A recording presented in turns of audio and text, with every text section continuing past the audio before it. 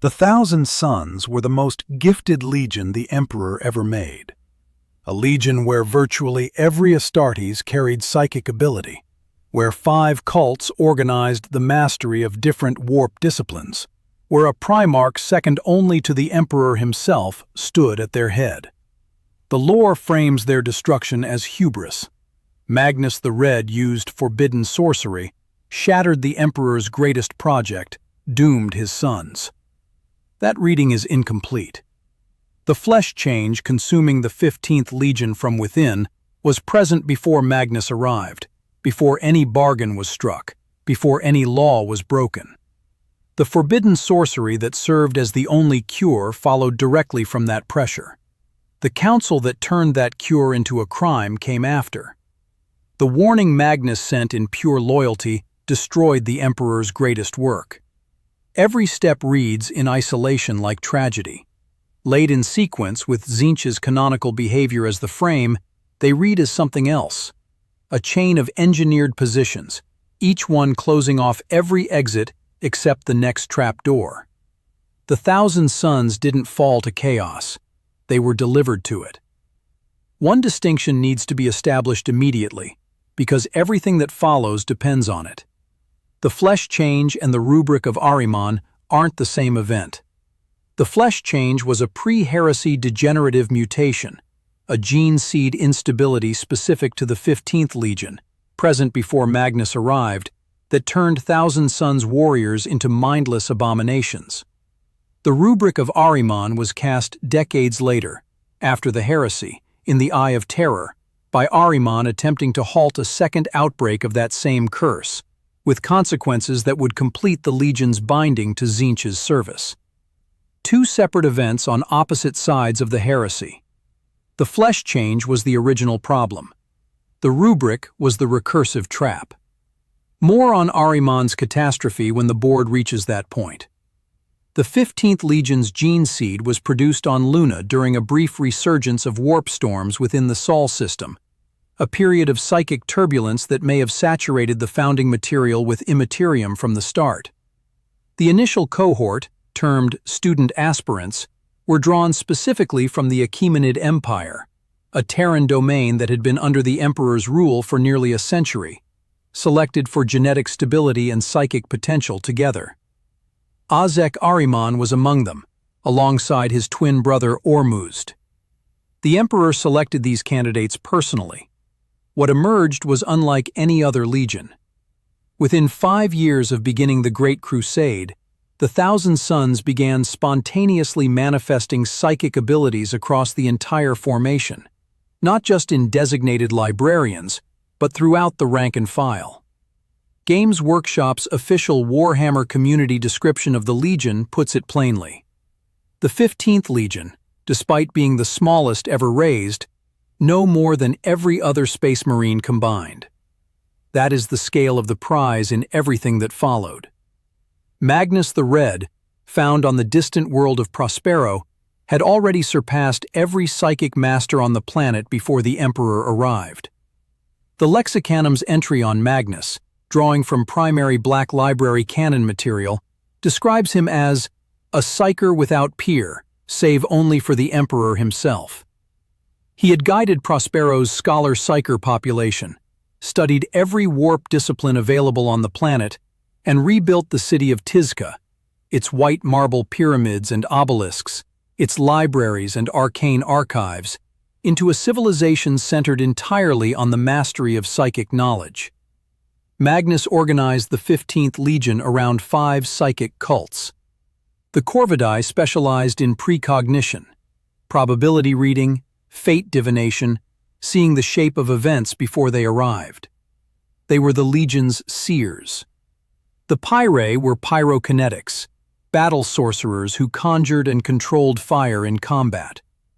The Raptora commanded telekinesis and kind shields, masters of manipulating the physical world at range. The Athenians were telepaths, able to project into other minds and read the thoughts of enemies across the void. The Pavoni worked biomancy, controlling body chemistry, their own and their opponents, capable of boiling blood and stopping hearts at range. 5 disciplines, practiced across a legion where nearly every warrior carried some psychic ability. Not a military unit, a civilization of warp-capable operators, organized by method of immaterium access. The Corvidae's specific function matters to what follows. Their purpose, looking into the warp and reading the probable shape of things to come, meant they were gazing into exactly the territory Tzeentch inhabits.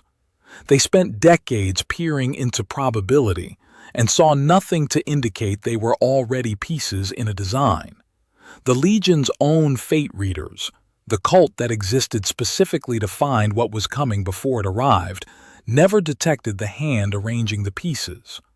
That absence is its own kind of evidence. Every 1,000 suns Astartes was, in Tzeentch's operational terms, a door into the immaterium. A whole legion of them, organized by method of warp access, led by the second most powerful psyker in existence. This is what was being acquired. The patience required for the trap stopped seeming excessive when measured against the scale of what was being collected. Tzeentch's canonical titles aren't decoration: Changer of Ways, Lord of Change, Lord of Sorcery, Great Conspirator, and the one that describes his function most precisely, Architect of Fate. His domain encompasses change, mutation, sorcery, ambition, hope, and above all, schemes. He feeds on the desire to become something more, to reach beyond current limits, to act for a cause larger than oneself. Every psyker in the galaxy serves, in some degree, as his preferred instrument. The Chaos Demon's Codex characterizes him as a god who takes great delight in the plotting and politicking of others, making their own plans part of his larger designs. The Book of Tzeentch contains a line that functions as his operational philosophy. I am Tzeentch, and you are the puppet that dances to my tune. It's addressed to no specific subject. The participants don't know they're in the puppet show. His agents don't announce themselves. They arrange the conditions so that the door they want opened appears to be the only door available. The Warhammer fantasy canon records a trait consistent across every iteration of his portrayal. None of Tzeentch's schemes are simple, and indeed often appear contradictory to those few outside observers able to detect the great sorcerer's influence. There is a paradox in Tzeentch's nature that the trap argument requires you to hold in mind. He never completes his plans, not because he fails, but because completion would mean change has ceased, and Tzeentch can't stop changing without ceasing to exist. His schemes are designed to perpetuate themselves, to generate further conflict, further mutation, further chaos. He is canonically a god whose own designs sometimes undermine each other, whose plans within plans produce contradictory outcomes, because the point isn't any single destination. The point is the perpetual motion of the machinery. For the reading that follows, this matters specifically. The trap argument does not require Tzeentch to have had one clean endpoint.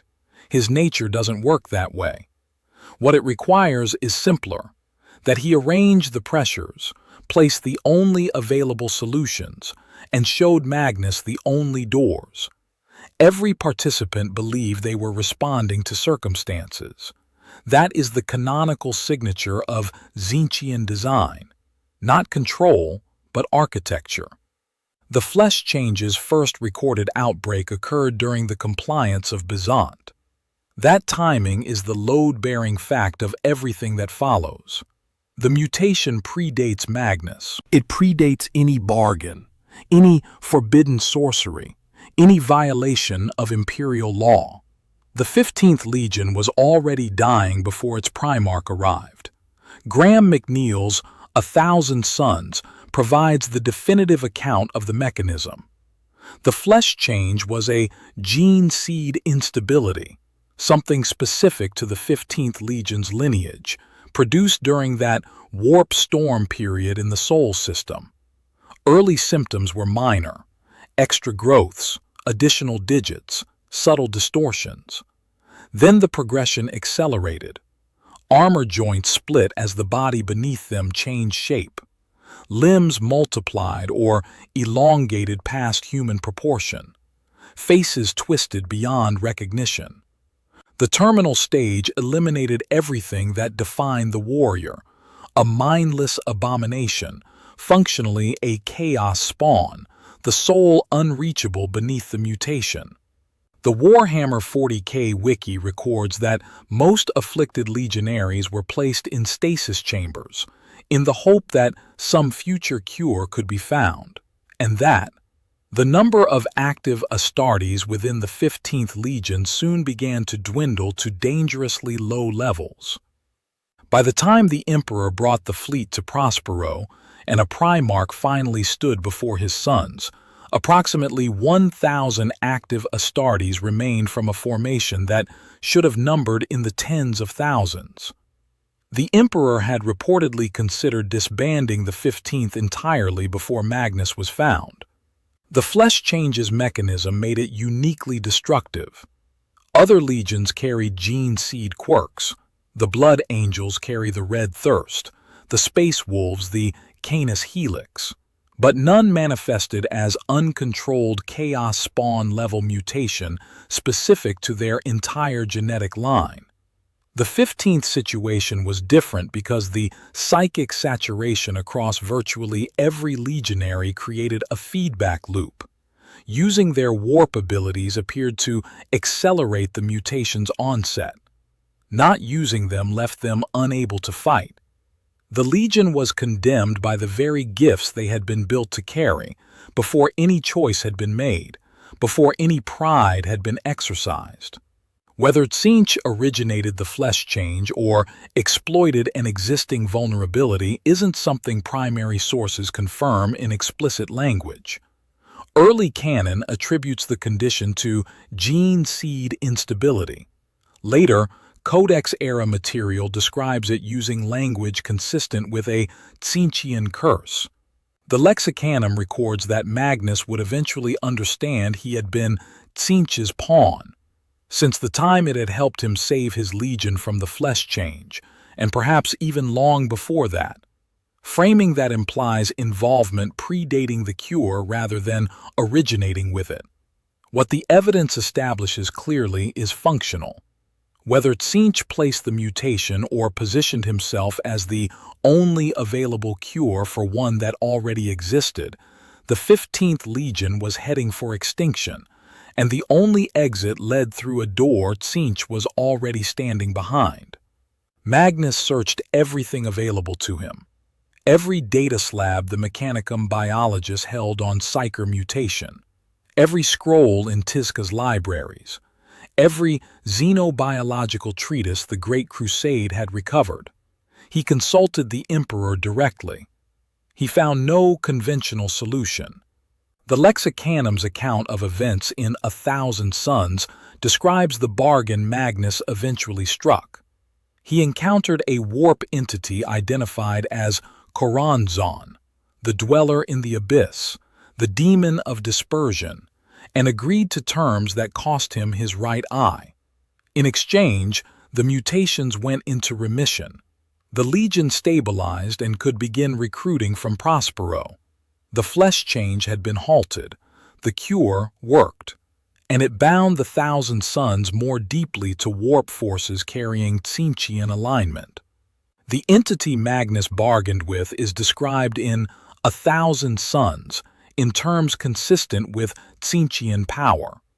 The same pattern, a warp entity presenting itself at the moment of maximum desperation, offering exactly what Magnus needed, extracting a price that deepened entanglement, would appear again at the critical moment in the webway. The double bind is precise. Magnus had exhausted every alternative available to a being of his intelligence and resources. The no other choice situation wasn't a failure of imagination. It was the architecture of the trap.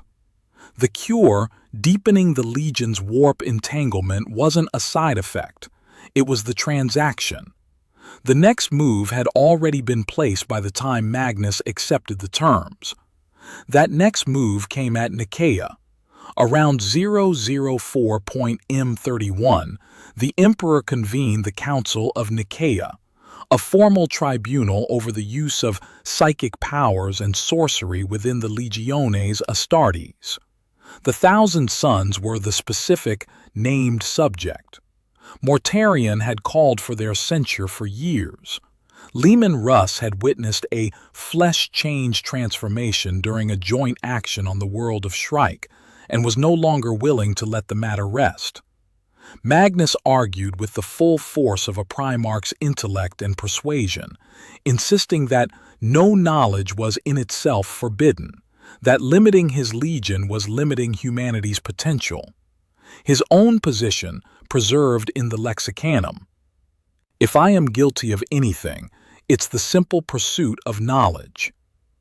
The Warhammer 40K fandom article records that, gifted as he was of the intellect and charisma of a Primarch, he refuted each of their points. He lost anyway. The Emperor's ruling, recorded verbatim in A Thousand Sons: "Henceforth, it's my will that no legion will maintain a librarius department. All its warriors and instructors must be returned to the battle companies and never again employ any psychic powers." The novel implies the Emperor held the council reluctantly, responding to institutional pressure rather than personal conviction. He made the ruling under genuine political circumstances while unable to see what that ruling would produce. The Edict of Nicaea made the Thousand Sons' survival illegal. Every sorceress working maintaining their gene stability, banned. Every psychic discipline standing between the Legion and the Flesh Change's return, criminalized under penalty of destruction visited by the Emperor himself. The options were obey and await the slow return of the mutation that had nearly eliminated the Legion before Magnus arrived, or continue in secret and become criminals under the laws of the Imperium they had built. The Warhammer 40K fandom article records that Magnus had not ceased the pursuit of the forbidden arts at all, but rather had continued it beyond the sight of his peers, back on Prospero, in secret, under a veil. The Emperor wasn't the villain at Nicaea. He acted in good faith, responding to real institutional concerns about uncontrolled psychic use within the legions. Nothing in his ruling was designed to destroy the Thousand Sons, but the ruling served, precisely, the design of something neither he nor Magnus could detect. The architect of fate does not require his instruments to be malicious. He needs them to behave naturally. The Emperor behaved exactly as a responsible ruler would, and the trap advanced another stage. Prospero, 004.M31. Magnus, on his homeworld, continuing forbidden work behind a psychic veil, receives a vision. Horus's fall, the betrayal taking shape, the galactic civil war already in motion. A Thousand Sons records Magnus attempting to enter Horus's mind during the corrupting ritual on Davin to pull him back, and failing. Having failed to stop the corruption at its source, Magnus turns to warning the Emperor. A warp storm was blocking conventional astropathic communication with Terra. Standard channels were closed. The only method fast enough and penetrating enough to deliver the warning in time was a massive psychic projection.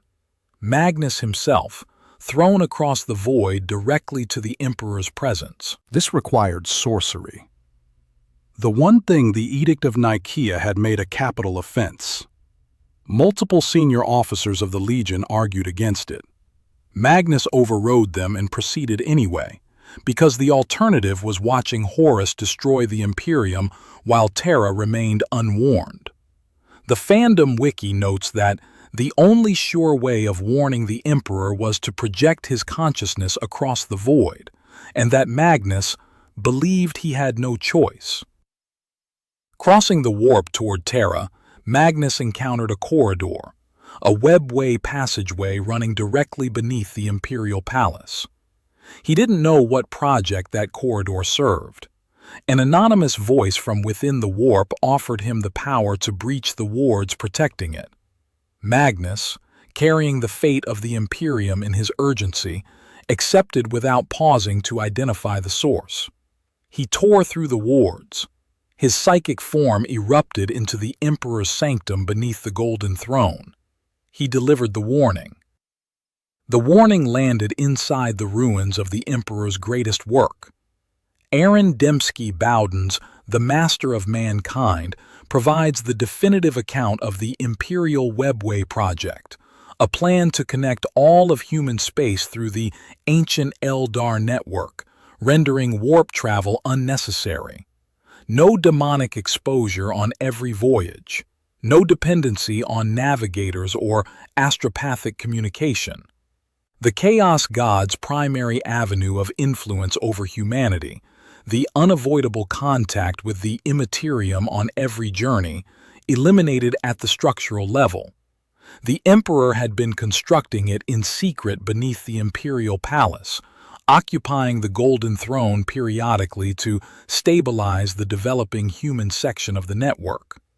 The Golden Throne wasn't originally a life support device. It was a webway interface tool, used as an engineer uses a control console. The project, when complete, would have altered the strategic relationship between humanity and chaos more fundamentally than any military victory. Magnus shattered the wards protecting it. The Lexicanum's War Within the Webway article records the consequence without qualification. The Webway portal, deep within the Imperial Palace, became breached. Floods of demons poured through the breach, and the Emperor dispatched the Custodes and Sisters of Silence to hold the line and prevent Terra from being overrun. The Emperor was forced onto the Golden Throne, permanently, not periodically as a tool of construction, but as a full-time psychic seal against the demonic tide pouring through the wound Magnus had torn in his desperation to save him. The device built to open humanity's future became the Emperor's prison in the same moment. The war within the webway ran from 004 to 014 M31. 10 years of fighting. The Legio Custodes, the Sisters of Silence, and Mechanicum forces held a series of blockades through the tunnels beneath Terra against demonic hordes, chaos space marines, corrupted titans, and greater demons. 2 of the 3 commanding Custodes tribunes, Kadai and Jasak, were killed. Ra-Endymion commanded the final stages alone. The ancient Eldar city of Kalistar within the webway eventually fell. The Emperor's project was reduced to a decade-long rearguard action and, ultimately, a permanent seal that imprisoned the most powerful being in the galaxy to maintain it against demonic breach. Magnus did all of this trying to save the Emperor. The Lexicanum's Thousand Suns article records Magnus's eventual understanding. After Prospero, he confronted the reality that a power of the warp had spoken to him, revealing to him that Magnus had been its pawn since the time it had helped him save his legion from the flesh change, and perhaps even long before that. The anonymous voice that helped him breach the Emperor's wards knew what those wards protected. It knew what breaching them would do.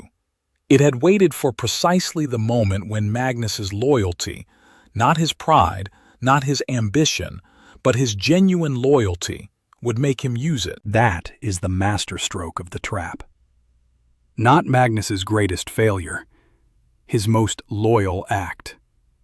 Arranged to produce the maximum possible damage because the trap required exactly that. The Emperor dispatched Leman Russ and the Space Wolves to deal with Magnus. Here the two primary sources diverge in ways that have never been reconciled. 1,000 Suns presents the original order as a retrieval mission. Bring Magnus to Terra, with Horus intercepting Russ en route and arguing, as the Lexicanum records, that to return Magnus to Terra would be a waste of time and effort. Horus confirmed to his traitor council that this intervention would result in Magnus never leaving Prospero alive. Dan Abnett's Prospero Burns presents the same events from the Space Wolves' perspective with different emphases. What Russ was told, and by whom, is less cleanly distinguished. The discrepancy is genuine and deliberately unresolved. What isn't contested? The Emperor's original intent was to bring Magnus in. Horus had clear reasons to want Prospero destroyed, and Russ arrived at Prospero with orders whose exact content the two primary texts can't agree on. Magnus, when he understood what was approaching, dispersed the 1,000 Suns fleet from orbit, shut down Prospero's orbital defenses, and wrapped the world in a psychic veil, preventing communication or the use of powers beyond its boundaries. He had accepted the judgment and was ready to receive it. His legion wasn't. The 1,000 Suns fought for Tzeentch, the City of Light, against the combined assault of Space Wolves, Adeptus Custodes, and Sisters of Silence. 1,000 Suns records the battle's internal collapse in specific detail. Captain Phocis Takar, one of the Legion's senior officers, succumbed to the flesh change in the middle of the fighting and became a chaos spawn. The mutation the sorceress arts had been holding at bay finally breaking through under the pressure of the assault. Captain Fael Turan detonated in a column of uncontrolled etheric power a kilometer across, bringing down the warlord titan Canis Vertex. The Legion was coming apart from the inside even as the Space Wolves pressed in from outside. The flesh change, the same mutation that had defined the entire arc of the 15th Legion's existence, chose the worst possible moment to reassert itself. Magnus joined the battle when the final moment of his legion's extinction arrived, and fought Leman Russ in personal combat. Russ was the stronger. Magnus, defeated, invoked the power that had been speaking to him through the warp since before any of this had formally begun. The same voice that had helped cure the flesh change, that had helped breach the Emperor's wards. Tzeentch answered. A demon world had been prepared in the Eye of Terror. The surviving 1,000 Suns fled through the warp to Sortiarius, the planet of the sorcerers, deep in the Eye. Leman Russ wasn't the architect of the 1,000 Suns' destruction. He executed an order, whose precise content the two primary sources still dispute, within a situation he hadn't created. Horus, already in open rebellion, had every reason to want the 15th Legion destroyed rather than brought intact to Terra. The Space Wolves were a piece on the board, positioned and activated at the moment the trap required them. The Lexicanum, in a passage whose editorial weight is notable, observes of this entire sequence. Considering how Tzeentch had orchestrated events so far, it's likely that they had little choice in the matter at all. On Sortiarius, in the Eye of Terror, the flesh change returned. The 15th Legion had been reduced to approximately 1,000 survivors, the same number as when Magnus first found them on Prospero, the same number the Legion's original name described. Exposed to the raw warp without controls, without the sorcerous disciplines that had been holding the gene seed instability at bay, the mutation reasserted itself.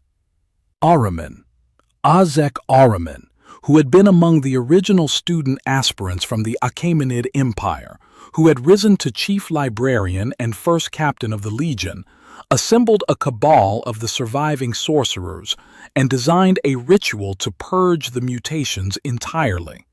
He drew from the Book of Magnus, the vast tome of sorcerous knowledge the Primarch had compiled across decades of the Great Crusade.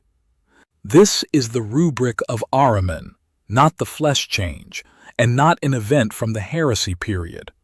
A separate ritual, cast post-heresy in the Eye of Terror, by a man facing the same impossible choice Magnus had faced with Choronzon: use forbidden sorcery or watch the Legion die. The rubric stopped the flesh change. For every 1,000 son who lacked sufficient psychic ability to endure it, it did something else. The Warhammer 40K fandom article records the outcome. The seals and joints of their power armor had been welded shut, and the body within turned to ashes. Rubric Marines, animated suits of ceramite, souls fused to armor, the body within destroyed, independent will extinguished. The majority of the Legion's non-sorcerer warriors became dust-filled automata. They still moved, still carried weapons, still obeyed commands, but the person inside was gone. The Warhammer 40K fandom article records Magnus's response when he saw what Ahriman had done. He turned his back, ascended his tower, and turned his gaze upon the Imperium. In that moment he knew that everything he had ever striven towards was now, quite literally, ashes. He banished Ahriman from Sortiarius. Ahriman has been in exile ever since, pursuing his own attempts to reverse or understand what he caused. Then Tzeentch moved. The Codex, 1,000 Sons, records that he embraced the 1,000 Sons and empowered their remaining sorcerers, granting them new gifts of psychic power and knowledge. The non-psyker majority had been removed by the ritual. The psyker minority remained, enhanced, bound completely to Tzeentch's service. The prize had been distilled to its purest form, doors into the warp, and nothing else. The recursive trap is the final element of the structure. The flesh change that started everything returned after Prospero and forced Ahriman through the same impossible door Magnus had entered decades earlier. Ahriman made the same call. The outcome completed in the Eye of Terror what the burning of Prospero had begun. The 1,000 Sons battle cry is the monument to where the chain ended. All is dust. The hubris reading isn't wrong about the facts. Magnus continued practicing sorcery after Nicaea in full knowledge of the Emperor's ruling. He overrode his officers' objections before the webway projection. His arrogance runs through 1,000 Sons from the first chapter to the last. The accident version of this story, a gifted but proud Primarch who kept choosing knowledge over caution until he ran out of chances, isn't a fabrication. It describes the same events. The question is whether hubris explains the shape of the evidence, or whether hubris was the mechanism Tzeentch used. In the accident reading, the 1,000 Sons fell because of who they were. In the trap reading, they fell because of who they were, and that was precisely why Tzeentch built the trap around them. Their conviction that knowledge could be safely mastered wasn't a flaw that led to corruption. It was the qualifying feature that made them the target. GW has never explicitly confirmed the authored trap reading.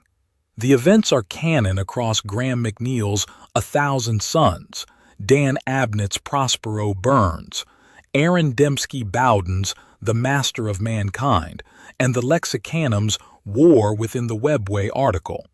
The interpretation, that each step was arranged rather than merely unfortunate, is a reading, not a GW statement. It's grounded in the Lexicanum's own editorial framing, which characterizes Tzeentch as having orchestrated events so far, and observes the 1,000 Sons had little choice in the matter at all. It's consistent with Magnus's own eventual recognition, recorded in the Lexicanum, that he had been Tzeentch's pawn since the flesh change cure, and perhaps even long before that. But it's a reading. And here is the quality about that ambiguity that serves the argument rather than weakening it. Tzeentch's plans, by canonical description, are designed to appear contradictory from outside and invisible from within. If you were engineering a trap that needed to look like a chain of free choices, the 1,000 Sons fall is precisely what that trap would look like when examined from the outside. GW's deliberate ambiguity on the question of Tzeentch's agency isn't a gap in the lore requiring defense. It's the correct design behavior for a god whose schemes are never meant to be traceable. The ambiguity is the architecture. Tzeentch does not play for today. He is the god of 10,000-year moves, the schemer who would rather win in a way no one can trace than win quickly. And the 1,000 suns were the prize worth his longest game, a whole legion of the most gifted psychers the galaxy had ever produced, every one of them a door into the warp, organized by discipline into 5 cults built around different methods of immaterium access, led by a Primarch second only to the Emperor in raw psychic power. Look at the chain one final time. A mutation that could only be cured by the one sorcery that would damn them, a council that turned the cure into a crime, a vision engineered to provoke action, pointing Magnus toward a route to Terra that ran directly through the most critical infrastructure the Emperor had ever built, an anonymous voice in the warp providing the power to breach it. The warning sent in pure loyalty that shattered the Emperor's greatest work and bound him to the Golden Throne forever. A flight into the warp that ended on a demon world prepared and waiting, and then, in the eye of terror, the flesh change returning, forcing Ahriman through the same impossible door, completing the binding that Prospero had begun, leaving the Legion to carry its verdict in 2 words across 10,000 years of service. All is dust. The Corvidae, the 1,000 Suns' own precognitive seers, the cult whose specific purpose was looking into the warp and reading what was coming, never saw any of it. Decades of gazing into probability, and the hand arranging the pieces around them remained invisible throughout. That isn't bad luck. That is the signature of something that was never meant to be found. Every step was a free choice, and every free choice led to the same place, into the palm of the god of schemes. That isn't what an accident looks like. That is what a trap looks like, when the one who set it's patient enough to let you believe you walked in on your own. The 1,000 suns didn't fall, they were delivered. Subscribe for more stories like this.